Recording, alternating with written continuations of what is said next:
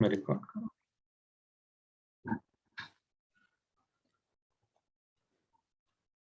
أعوذ بالله من الشيطان الرجيم بسم الله الرحمن الرحيم وكذلك بعثناهم ليتساءلوا بينهم قال قائل منهم كم لبثتم قالوا لبثنا يوما أو بعض يوم قالوا ربكم أعلم بما لبثتم فبعثوا أحدكم بورقكم هذه إلى المدينة فلينظر أيها أزكى طعاما فليأتكم برزق منه وليتلطف ولا يشعرن بكم أحدا إنهم إن يظهروا عليكم يرجموكم أو يعيدكم في ملتهم ولن تفلحوا إذا أبدا صدق الله العظيم رب اشرح لي صدري ويسر لي أمري واحلل عقدة من لساني يفقه قولي رب زدني علما رب زدني علما رب زدني علما اللهم صل على سيدنا ومولانا وحبيبنا وشفيعنا محمد وعلى آل محمد وبارك وسلم. محترم سامعین، بزرگان ملت، سورۃ الکہف کی آیت نمبر 19 اور 20 کی تلاوت اس وقت آپ حضرات کی خدمت میں پیش کی گئی ہے۔ بات چل رہی تھی اصحاب کہف کی۔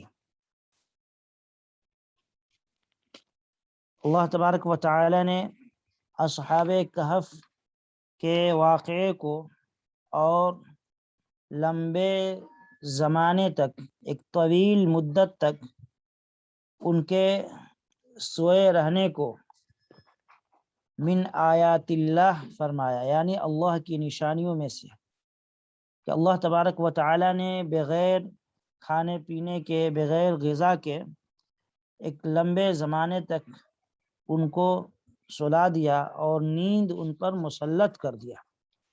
اب آج کی جو آیات آپ حضرات کی خدمت میں پیش کی گئی ہیں، ان کے اندر اللہ تبارک و تعالی نے ان کو نیند سے بیدار جب کیا تو اس کی کیفیت کو بیان فرمایا ہے۔ جب نیند سے بیدار ہوئے تو پھر ان کے درمیان آپس میں کیا گفتگو ہوئی اور کیا بات چیت ہوئی۔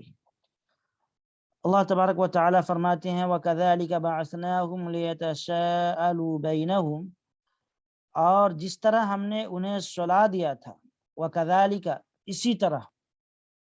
آپ دیکھیں کذالک کا جو لفظ آتا ہے یہ مثال بیان کرنے کے لیے آتا ہے، تشبیہ دینے کے لیے کہ فلاں فلاں کی طرح ہے۔ تو مراد اس جگہ دو واقعوں کو آپس میں تشبیہ دے کر بیان کرنا ہے۔ ایک واقعہ جو ان کے ایک لمبے زمانے تک سوئے رہنے کا ہے، جس کا ذکر شروع میں اللہ رب العالمین نے فرما دیا فَضَرَبْنَا عَلَىٰ آذَانِهِمْ فِي الْكَهْفِ سِنِينَ عَدَدًا، کہ ہم نے ان کو سلا دیا چند برسوں تک غار کے اندر۔ تو شروع میں ایک واقعہ اللہ نے ذکر فرمایا تھا ان کے طویل اور دراز مدت تک سوئے رہنے کا۔ اب اسی طرح کا واقعہ ایک یہ دوسرا اللہ رب العالمین اسی جیسا بیان فرماتے ہیں کہ اللہ تبارک و تعالی نے ان کو نیند سے بیدار کیا لمبے زمانے کے بعد۔ تو جس طریقے سے وہ واقعہ ایک لمبے زمانے تک سوئے رہنا یہ اللہ کی قدرت کی نشانی میں سے تھی، اور وہ قصہ اللہ کی قدرت کی نشانیوں میں سے تھا، ایسی ہی ایک لمبے زمانے کے بعد نیند سے بیدار ہونا اور بالکل صحت و عافیت اور تندرستی کے ساتھ اٹھ کر کھڑے ہو جانا، جبکہ برسہ برس گزر گئے ہوں کھائے پیے اور دنیا کی اور تمام چیزوں کو دیکھے ہوئے، تو یقیناً یہ بھی قدرت کی نشانی ہے، جس طریقے سے وہ قدرت کی نشانی تھی، کیونکہ ان کا جو بیدار ہونا تھا وہ عام فطرت سے ذرا ہٹ کر کے تھا۔ فطرت کا تقاضا یہ ہے کہ انسان 6-7 گھنٹہ 8-10 گھنٹے سوئے اور وہ بیدار ہو جائے، عام عادت یہی ہے انسانوں کی۔ لیکن یہ عادت نہیں ہے کہ انسان سویا تو بس 50 برس تک، 100 برس تک، 150 برس تک سویا رہ جائے، یہ انسان کی فطرت کے خلاف ہے۔ تو ان کی جو بیداری تھی نیند سے وہ عام فطرت سے ذرا ہٹ کر کے تھی، اسی لیے اللہ نے اس کو اپنی قدرت کی نشانیوں میں شمار کیا ہے۔ تو اللہ فرماتے ہیں وَكَذَلِكَ بَعَثْنَاهُمْ لِيَتَسَاءَلُوا بَيْنَهُمْ، یعنی جس طرح ہم نے انہیں سلا دیا تھا اسی طرح ہم نے ان کو جگا بھی دیا۔ كَذَلِكَ بَعَثْنَاهُمْ، ایسی ہم نے انہیں جگا بھی دیا، لِيَتَسَاءَلُوا بَيْنَهُمْ، تاکہ وہ آپس میں ایک دوسرے سے پوچھے۔ کس کے بارے میں پوچھے؟ نیند کے بارے میں۔ ظاہر سی بات ہے کہ وہ نیند کے بارے میں آپس میں ایک دوسرے سے پوچھیں کہ کتنے زمانے تک وہ سوئے رہے اور کتنے گھنٹے سوئے، اس کے بارے میں وہ آپس میں سوال کریں۔ تو قال قائل منہم کم لبثتم، تو ان میں سے ایک نے دوسرے سے پوچھا کتنے کم لبثتم، کتنی مدت ہم سوتے رہے، کتنے گھنٹے ہم سوئے ہیں۔ قالوا لبثنا یوما او بعض یوم، تو ایک آدمی نے ان میں سے کہا کہ ہم ایک دن سوئے ہیں یا ایک دن سے کچھ کم سوئے ہیں۔ غرض ایک دن یا ایک دن سے کچھ کم کا جواب ان کے ساتھیوں میں سے ایک ساتھی نے دیا، یا تو ہم ایک دن سوئے ہیں یا اسے کچھ کم سوئے ہیں۔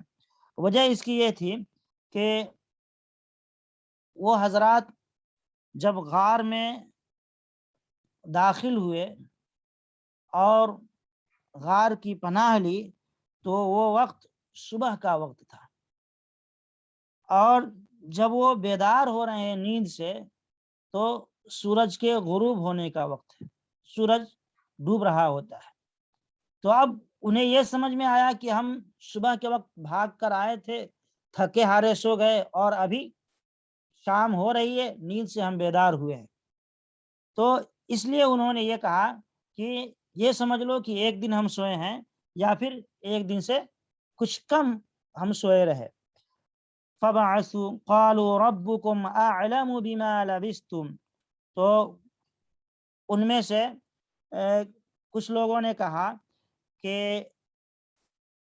اب آپ کا رب ہی بہتر جانتا ہے، تمہارا رب ہی واقف ہے، یعنی چلو یہ بات چھوڑ دو کہ ہم کتنی مدت تک سوتے رہے اور کتنے دن سوئے یا کتنے گھنٹے سوئے، اس بحث میں پڑھنا بیکار ہے، اس کو اللہ کے حوالے کر دو۔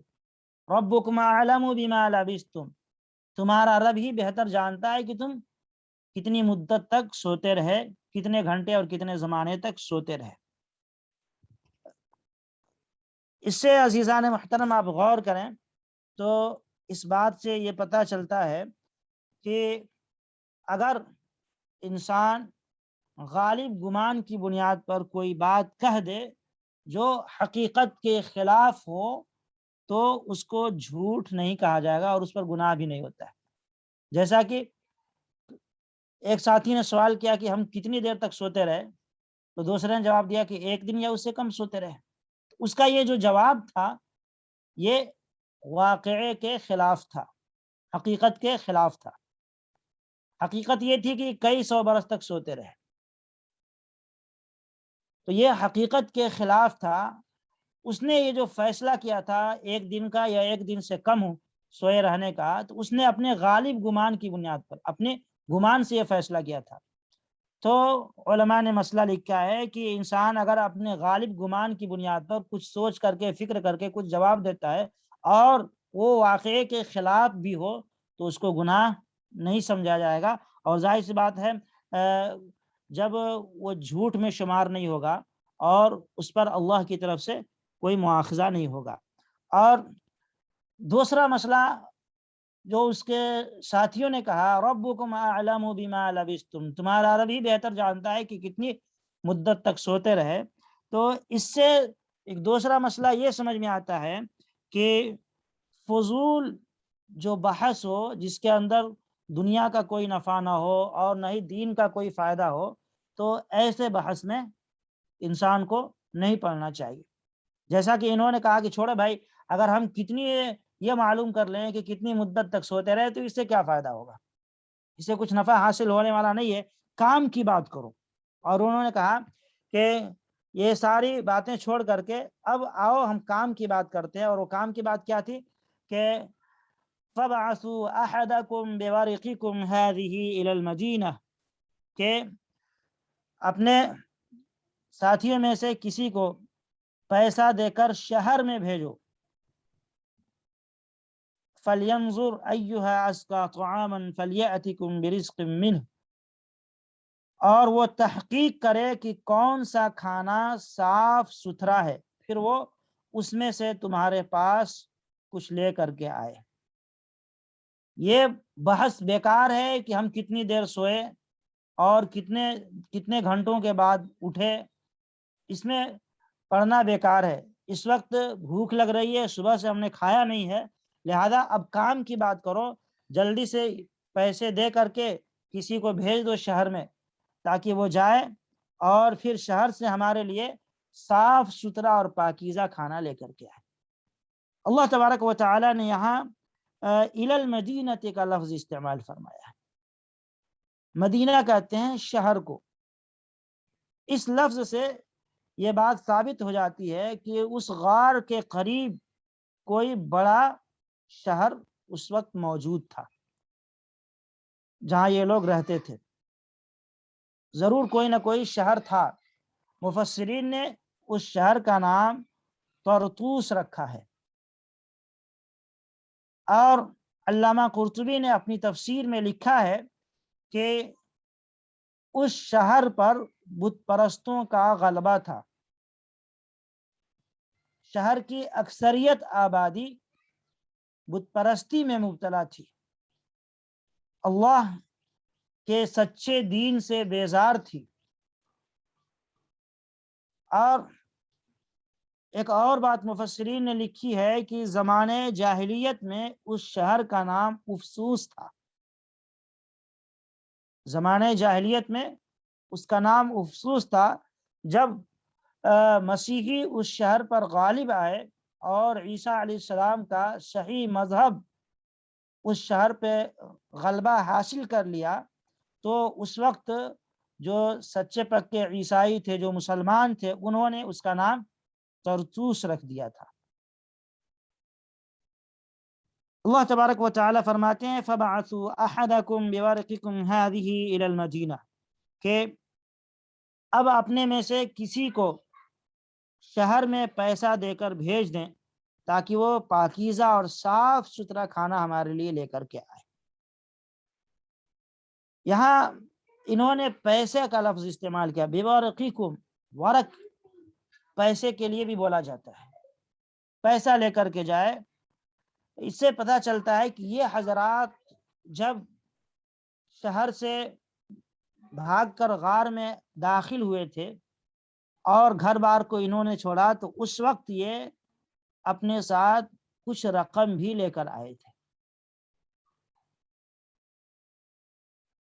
اور علماء نے اسی لیے مسئلہ لکھا ہے یہاں پہ کہ ضروری نفقہ کا اہتمام کرنا، کھانے پینے کی چیزوں کا انتظام کرنا جو ضرورت کے درجے میں ہو، وہ توکل اور اللہ پر بھروسے کے خلاف نہیں ہے، توکل اور زہد کے خلاف نہیں ہے۔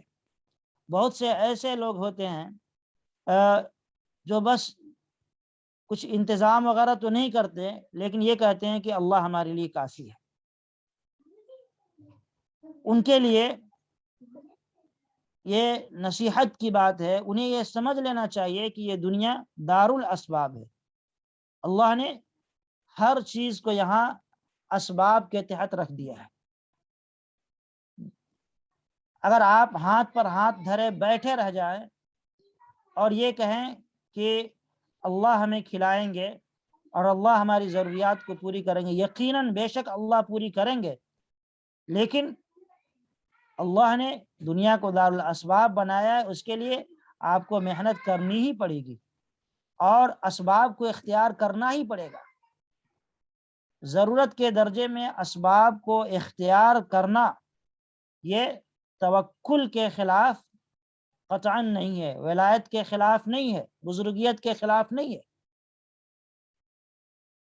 بلکہ اسباب کو اختیار نہ کرنا یہ جہالت کی بات ہے، نادانی کی بات ہے۔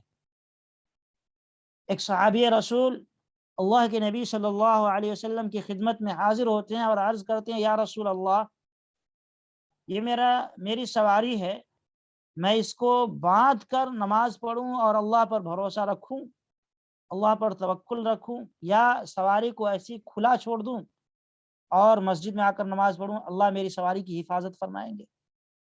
اللہ کے نبی صلی اللہ علیہ وسلم نے فرمایا، اعقلها وتوکل علیہ، پہلے سواری کو کھوٹے سے باندھو، اس کے بعد اللہ پر بھروسہ کرو۔ یہ بھروسہ ہے۔ بھروسہ کا مطلب یہ نہیں ہے کہ ہم ہاتھ پر ہاتھ دھرے بیٹھے رہیں اور اللہ رب العالمین من سلوا نازل فرما دیں گے۔ یہ توکل کے خلاف یہ بات ہے۔ اس لیے دنیا کے اندر اسباب اختیار کرنا، ہاں آپ اسباب اختیار کریں۔ آپ نے دکان لگا لی اور صبح سے شام تک آ کر آپ بیٹھ رہے ہیں، آپ نے اسباب اختیار کیا رزق کا، اب اس کے ذریعے روزی پہنچانا یہ اللہ کے ہاتھ میں ہے۔ آپ اس سے زیادہ کہ آپ مکلف نہیں ہے، اس سے زیادہ آپ کی ذمہ داری نہیں ہے۔ اتنی آپ کی ذمہ داری تو ہے کہ کم سے کم آپ دکان لگا کر وقت پہ آ کر کے بیٹھیں، پوری محنت کریں اور مال اچھا والا لے کر کے آئے، اور کسٹمر کو کیسے سیل کیا جائے، ان کو کیسے ان سے بات کیا جائے، کیسے ڈیلنگ کی جائے، یہ پوری آپ اس میں مہارت رکھیں، پوری محنت کریں۔ ہاں اب کسٹمر کو بھیجنا اور پھر اس کے ذریعے آپ تک روزی پہنچانا یہ اللہ کی ذمہ داری۔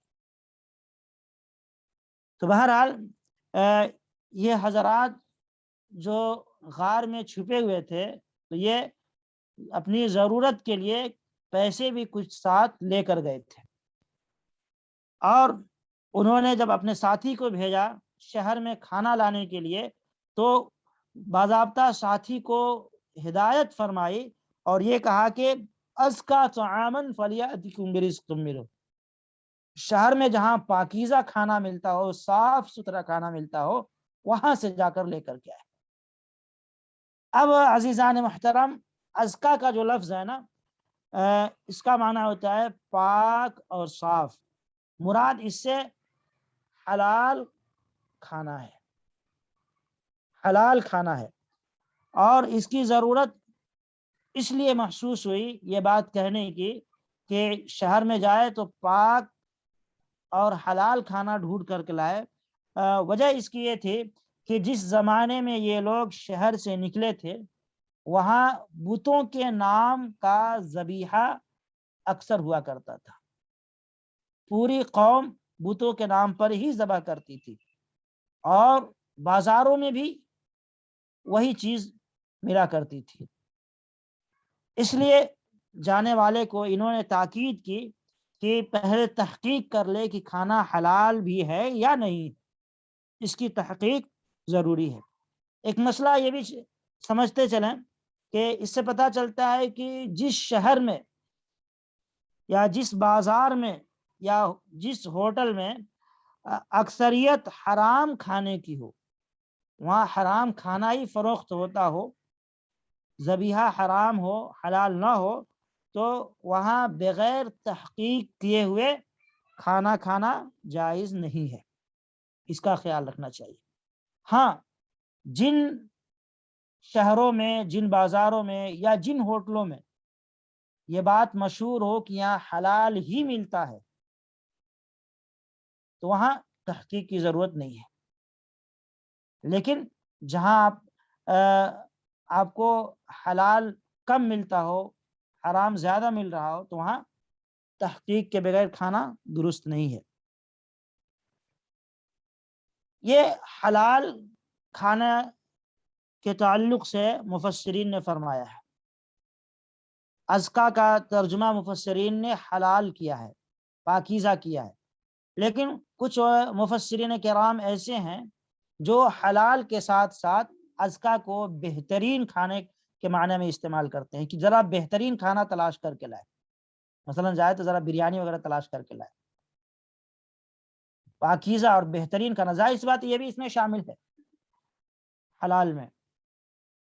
تو اس سے یہ بھی پتہ چلتا ہے کہ اچھا کھانا کھانا، بہترین کھانا کھانا، یہ بھی توکل کے خلاف نہیں ہے۔ بہت سے لوگوں کا یہ مزاج ہوتا ہے کہ چلو جو کھا لیا کھا لیا، تو یہ مزاج بھی، یہ طریقہ بھی بہتر نہیں ہے، بلکہ اللہ نے آپ کو دیا ہے تو آپ اپنی حیثیت کے مطابق بہترین سے بہترین کھانا کھائیں، بہترین سے بہترین کپڑا پہنیں۔ اللہ کے نبی صلی اللہ علیہ وسلم کی ایک حدیث سے اس کی وضاحت ہوتی ہے، ان اللہ یحب ان یرا اثر نعمته علی عبده۔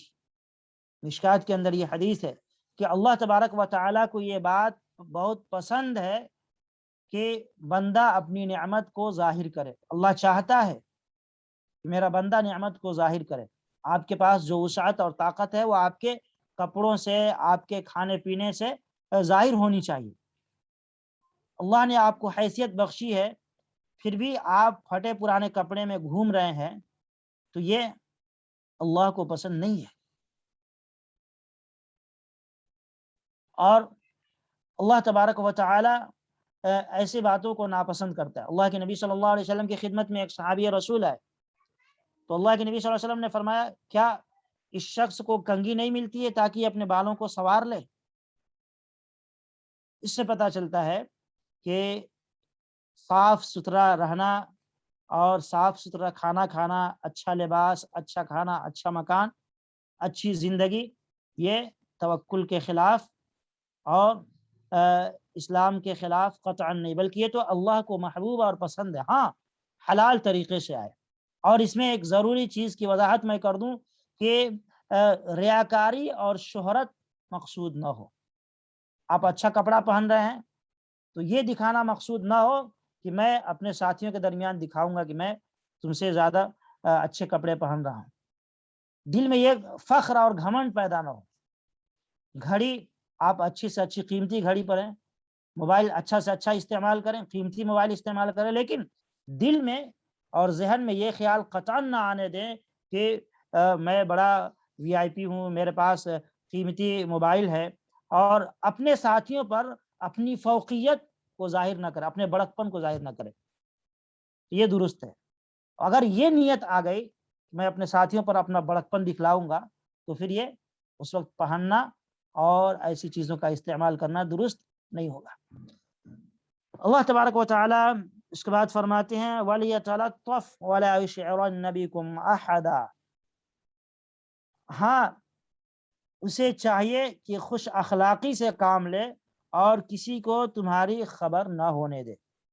چاہیے کہ جو بازار میں جا رہا ہے کھانا لینے کے لیے، تو وہ جائے تو اپنے خوش اخلاقی کا مظاہرہ کرے، اپنے اچھے کیریکٹر اور اپنے اچھے اخلاق کو لوگوں کے سامنے پیش کرے، اور ایسا طریقہ اختیار کرے کہ کسی کو ہمارے بارے میں کچھ پتہ نہ چلے، چونکہ یہ ڈرے ہوئے تھے، سہمے ہوئے تھے۔ بادشاہ کے آدمی اور بادشاہ کے پولیس ان کی تلاش میں تھی، ان کے خلاف وارنٹ جاری ہوا تھا، تو اس لیے انہوں نے اپنے ساتھی کو ہدایت کی کہ بازار میں جائے تو خرید و فروخت کے معاملے کو بہت خوش اخلاقی کے ساتھ اور خوش اسلوبی کے ساتھ نبھا کر کے آئے۔ ایسا نہ ہو کسی سے الجھ جائے، پھر باتوں میں بات بڑھنے لگے اور پھر پکڑ میں آ جائے ہم، اور ہماری خبر بادشاہ کو لگ جائے۔ تو بہرحال انہوں نے اپنے ساتھیوں کو ان چند باتوں کی نصیحت کی. اول تو کھانے کا خیال رکھے حلال ہے یا حرام ہے، اور دوسرے اچھے اخلاق کا مظاہرہ کرے اور اپنا راز کسی کو نہ بتائے، اپنے بارے میں کسی کو خبر نہ کرے. اس سے پتہ چلتا ہے کہ مسافر اور اسی طریقے سے کسی کو بھی اگر کہیں جانے کی ضرورت ہو اور وہ بازار جا رہا ہو یا کہیں اور جا رہا ہو جہاں ساری انسانیت اس کی دشمن ہو، تو ایسے ماحول میں بھی اس کو اپنے اخلاق، حسن اخلاق کا دامن اسے نہیں چھوڑنا چاہیے. سارا زمانہ گرچہ اس کا دشمن ہو، لیکن وہاں بھی اپنے حسن اخلاق کا مظاہرہ اس کو کرنا چاہیے. جیسا کہ یہاں سارا شہر ان کا دشمن بنا ہوا ہے اور پوری حکومت اور حکومت کے مشنریاں ان کی دشمنی میں اتر آئی ہوئی ہیں، لیکن یہ اپنے دوست کو حسن اخلاق کی تاکید کرتے ہیں. اب ناظرین گرامی، اگلی آیت کو ہم دیکھتے ہیں. اللہ تبارک و تعالی فرماتے ہیں انہم ان یظہروا علیکم یرجموکم او یعیدوکم فی ملتہم، کہ اگر وہ لوگ تمہاری خبر پالیں تو تم کو پتھراؤ کر کے مار ڈالیں یا تم کو جبرن اپنے دین میں لوٹا لیں گے. اس میں اشارہ ہے اس بات کی طرف کہ جو وہاں کے حالات تھے اس کی طرف اس آیت میں اشارہ کیا ان لوگوں نے کہ جب ہمارا آدمی بازار میں جائے تو نہایت عقل مندی سے کام کرتے ہوئے اپنا کام کر کے واپس آ جائے. ایسا نہ ہو کہ شہر والوں کو ہمارے بارے میں کچھ بھنک لگ جائے، کچھ خبر لگ جائے اور پھر ہم پکڑ لیے جائے. اگر ایسا ہوا اور ہم پکڑ لیے گئے تو پھر ہمارے پاس سوائے دو راستوں کے کوئی راستہ نہیں بچتا ہے، سوائے دو آپشن کے کچھ بھی نہیں ہے. پہلا تو یہ ہے کہ یہ لوگ ہمیں مار ڈالیں گے. ظاہر سی بات ہے وہ ہمیں مجبور کریں گے بت پرستی کے لیے اور کفر و شرک کے راستے کو اختیار کرنے کے لیے ہم پر دباؤ بنائیں گے، اور ہم ایسا نہیں کریں گے تو پھر جان سے ہاتھ دھونا پڑے گا. اور اگر ہم ذرا نرمی دکھلائیں گے تو پھر وہ ہمارے مذہب کو بدل دیں گے اور پھر ہم بھی گمراہ ہو جائیں گے. وَلَن تُفْلِحُوا إِذًا أَبَدًا، اگر ایسا ہوا تو پھر ہرگز ہم کبھی کامیاب نہیں ہو سکتے. یا تو جان گنوانی پڑے گی یا پھر مذہب گنوانا پڑے گا. اس کے علاوہ کوئی اور راستہ ہمارے پاس نہیں ہے. اس لیے جو بھی بازار جائے تو اسے چاہیے کہ نہایت ہی ہوشیاری اور عقل مندی کا ثبوت دیتے ہوئے اپنے کام کو نمٹائے. کہیں ایسا نہ ہو کوئی ایسا کام نہ کر بیٹھے، کوئی ایسی حرکت نہ کر بیٹھے جس سے ہم لوگ مصیبت میں گرفتار ہو جائیں. تو بہرحال اس میں اشارہ ہے کہ بادشاہ کا مذہب اور بادشاہ کے دین کو اس زمانے میں جو لوگ چھوڑ دیتے تھے تو بادشاہ ان کو سنگسار کرا دیا کرتا تھا، یا تو پھر دوبارہ اپنے مذہب میں کنورٹ کر لیا کرتا تھا. کیونکہ یہ لوگ کہہ رہے ہیں باضابطہ کہ اگر کسی کو خبر لگ گئی ہمارے بارے میں تو پھر یا تو ہمیں سنگسار کر دیا جائے گا، پتھروں سے مار مار کر ہمیں ہلاک کر دیا جائے گا، یا پھر بادشاہ کے مذہب کو ہمیں اختیار کرنا پڑے گا. تو اس سے اشارہ ملتا ہے اس بات کی طرف کہ اس زمانے میں جو بھی بادشاہ کے دین سے بغاوت کرتا تھا اس کی سزا سنگسار ہوتی تھی، پتھروں سے مار کر کے اسے ہلاک کیا جاتا تھا. تو الغرض عزیزان محترم، ان دو آیتوں میں اصحاب کہف کے بیداری کی حالت کو اللہ نے ذکر فرمایا ہے، اور اس میں ہمارے آپ کے لیے چند نصیحت اور عبرت کی بھی باتیں ہیں کہ ہم ہمیشہ اپنے اخلاق کا مظاہرہ کریں اور عقل مندی کا ثبوت دیں. کوئی ایسا کام نہ کریں جس سے ہمارے لیے مشکلات کھڑی ہو جائے مذہبی اعتبار سے یا کسی اور اعتبار سے، یا پھر کھانے وغیرہ کا مسئلہ ہو، تو وہاں پہ ہم حلال کو اختیار کریں، حرام کو اختیار ہرگز نہ کریں۔ اب اس کے بعد جو آیتیں ہیں ان آیات میں انہی اصحاب کہف کا تذکرہ ہے کہ بہرحال جب یہ بیدار ہوئے، شہر میں گئے، تو پھر اہل شہر کو ان کے بارے میں پتہ چل گیا، اور پھر بیچارے ان کا جو راز تھا وہ فاش ہو گیا۔ اگلی آیتوں میں انشاءاللہ اس طرح کی تفصیل آپ کی خدمت میں آتی رہیں گی۔ اللہ رب العالمین سے دعا ہے کہ اللہ پاک ہمیں اور آپ کو آج کی آیات سے جو مسائل معلوم ہوئے ہیں ان پر عمل کی توفیق عطا فرمائے۔ وآخر دعوانا الحمد للہ رب العالمین۔